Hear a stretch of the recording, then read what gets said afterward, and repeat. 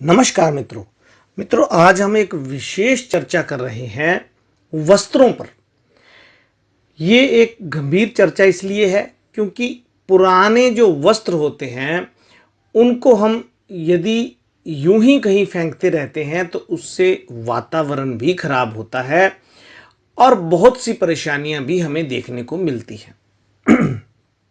मित्रों, पुराने जो वस्त्र होते हैं हमने देखा होगा अक्सर महिलाएं जो कि बहुमूल्य कपड़े होते हैं परंतु हमारे बच्चों के अब आते नहीं हैं, या जो ऐसे वस्त्र होते हैं जो विवाह शादी में ही पहने जाते हैं उन्हें हम सालों संभाल कर रखते हैं और बाद में जब वो फट जाते हैं, कटने लग जाते हैं तो हम उसे उठा करके बाहर फेंक देते हैं। कई बार तो मोहवश बच्चों के कपड़े जो कि 3 साल 2 साल के बच्चे के खरीदे हैं, बच्चा 18-20 साल का हो जाता है तब भी महिलाएं विशेष करके उन्हें बोरे भर भर के अपने घर पे रख लेती हैं।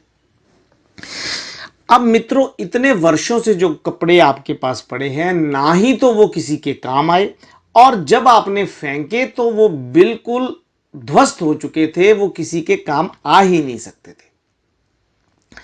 मित्रों, इससे नेगेटिव एनर्जी भी आती है। जब वस्त्रों को हम वर्षों तक दबा करके रखते हैं स्टोर में तो उससे नकारात्मक ऊर्जा भी उत्पन्न होती है और घर में धन धान्य की वृद्धि में भी रोक लगती है।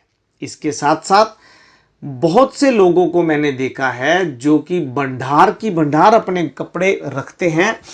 वो भी ज्यादा कपड़े नहीं रखने चाहिए। यदि आपने 5 से 7 सूट कपड़े रखे हैं तो ठीक है, और यदि आपने 20-100 कपड़े ऐसे रख रखे हैं जो आप यूज नहीं करते तो उससे आपको ग्रहों को दोष पड़ता है और नकारात्मक ऊर्जा भी आती है। इसलिए आने वाले समय में आपको ऐसा नहीं करना है।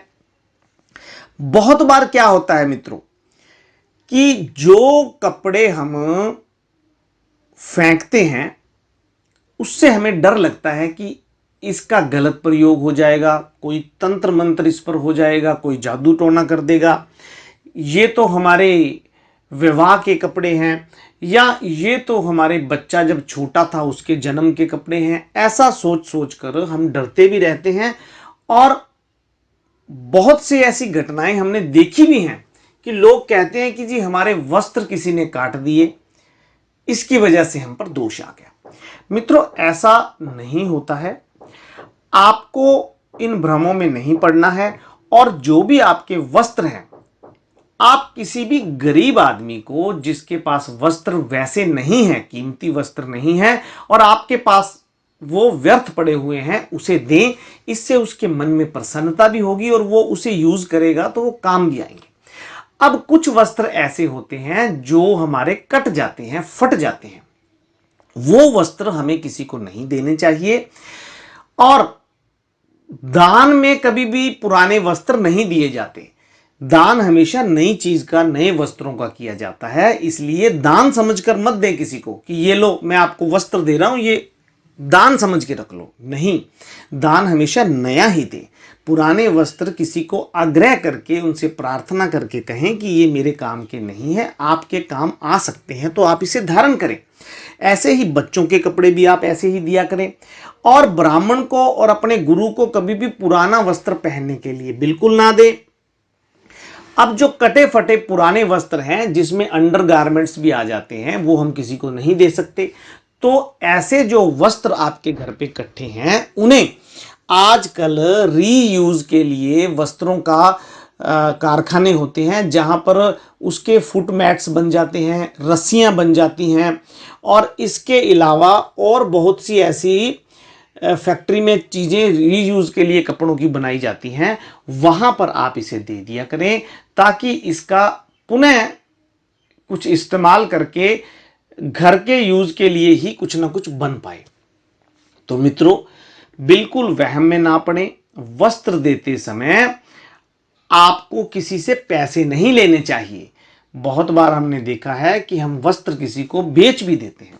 बेचने नहीं चाहिए अपने वस्त्र। और जब भी आपने वस्त्र देने हैं, ये एक नियम है कि जब भी किसी भी दिन आप वस्त्र दे सकते हैं पहली बात तो, परंतु जब भी आपने वस्त्र देने हैं, ये बात ध्यान में रखनी है कि ये जो मैं वस्त्र दे रहा हूं, आज से मेरा इनके साथ कोई संबंध नहीं है, ये वस्त्र आज से मेरे नहीं है, ऐसा सोचकर यदि आप देंगे तो किसी प्रकार का दोष हानि आप पर नहीं लगेगी।